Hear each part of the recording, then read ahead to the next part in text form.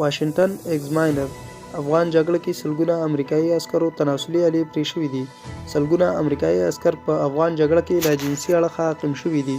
واشنګټن ایگزاماینر نشریه خپل یو راپور کې وایي چې سلګونه امریکایي عسکرو په افغانستان کې د چاودنو او نورو جنگي پیښو له امله خپلې جنسي آلې له لاسه ورکړي دي او عاقم شوي دي.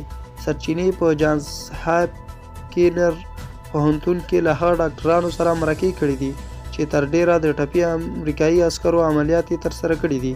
واشنګټن ایگزاماینر لیکي چې تر دې دمه د 1480 امریکایي عسکرو جنسي آلې د جګړیزو پیښو له امله پرې شوي دي.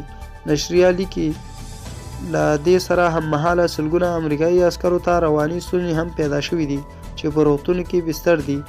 د ری په نامه یو عسکر چې تازه یې عملیات ترسره شوی دی وایي له دې اړخه ډیر ځورېږي او له هغو سرتیرو سره یې خوا بدېږي چې د ده په شان یې په افغان جګړه کې زیان لیدلی دی.